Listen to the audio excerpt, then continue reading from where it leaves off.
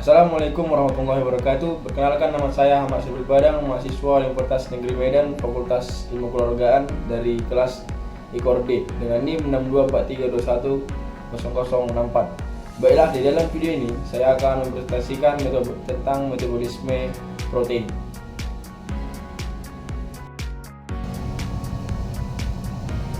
Sebelum ke videonya, kita harus mengetahui apa itu metabolisme protein. Metabolisme protein adalah serangkaian proses biokimia kompleks yang terjadi dalam tubuh untuk memproses, mengubah, dan menggunakan protein. Protein ini sendiri merupakan makromolekul vital yang tersusun dari rantai asam amino dan memiliki peran krusial dalam berbagai fungsi tubuh.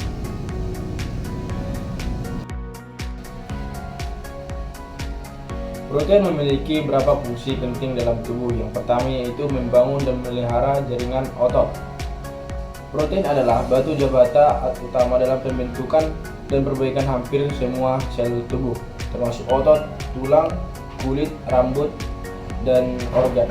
Yang kedua yaitu fungsinya sumber energi. Sebagai sumber energi, meskipun karbohidrat dan lemak juga menjadi sumber energi utama, protein juga dapat digunakan sebagai sumber energi, terutama saat tubuh kekurangan asupan karbohidrat dan lemak, ataupun misalnya saat berolahraga intens atau berpuasa. Protein juga dapat membentuk sel-sel dan membantu pembentukan otot. Yang kedua yaitu mempercepat reaksi kimia ataupun enzim. Banyak protein yang berfungsi sebagai enzim yang mengkatalis ribuan reaksi dalam tubuh, seperti pencernaan makanan, pembekuan darah, dan kontraksi otot. Yang ketiga yaitu mengirim sinyal ataupun hormon. Yang dimaksud dengan hal tersebut yaitu protein berfungsi sebagai hormon yang mengatur proses biologis dan mengirimkan sinyal antar sel, jaringan, dan organ, contohnya seperti hormon insulin. Yang keempat yaitu membentuk antibodi. Protein membentuk imunoglobulin atau sistem kekebalan tubuh untuk melawan infeksi, bakteri, atau virus. Yang kelima yaitu menjaga keseimbangan cairan asam dan basa. Protein seperti albumin dan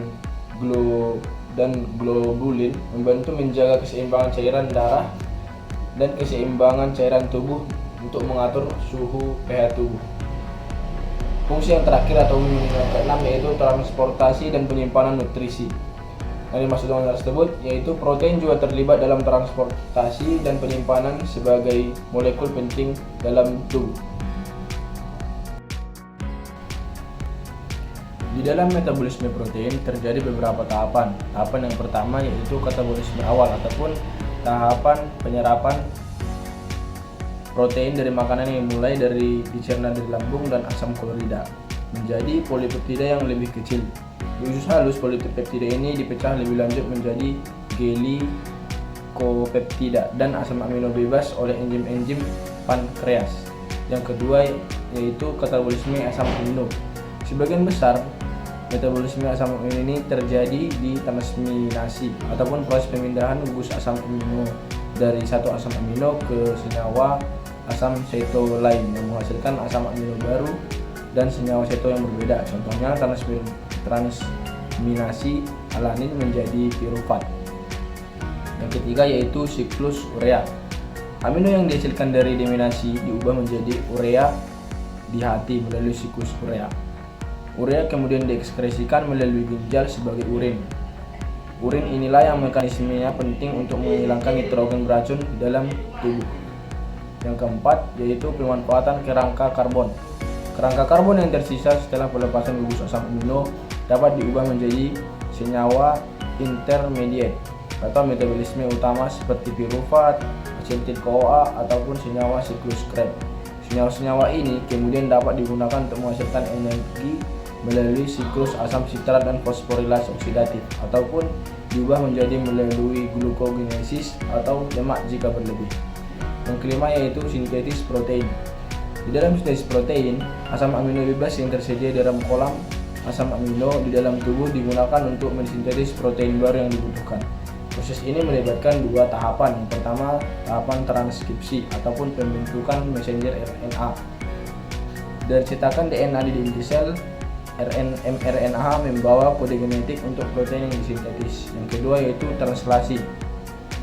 Translasi oleh ribosom di sitoplasma dengan bantuan transfer RNA membawa asam amino yang sesuai dengan kodon atau urutan 3 basa nitrogen pada mRNA, dan asam amino ini dirangkai membentuk sebagai polipeptida.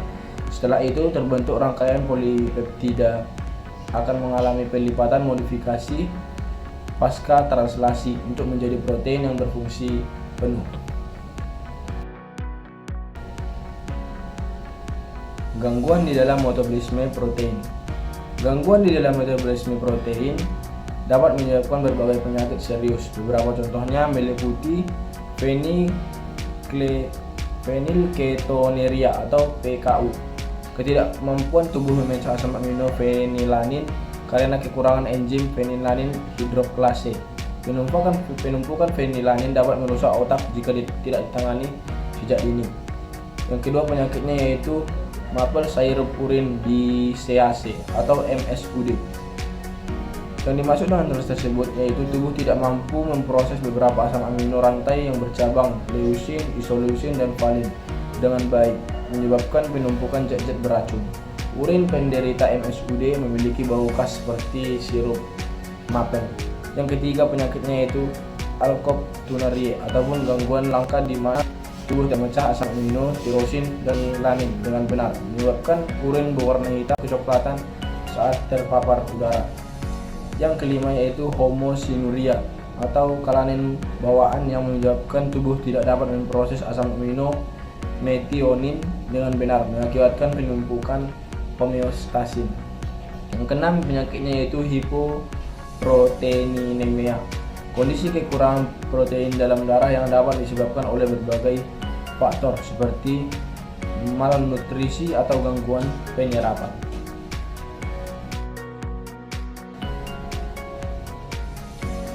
Kesimpulan dari metabolisme protein ini yaitu metabolisme protein adalah proses tubuh untuk memecah menggunakan protein dari makanan untuk membangun jaringan dan mengatur fungsi tubuh sebagai sumber energi. Proses ini melibatkan beberapa pencernaan, penyerapan, sintesis protein, dan penguraian.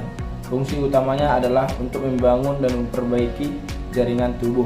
Yang kedua untuk mengatur berbagai proses biologis, dan yang paling penting adalah untuk membangun jaringan otot.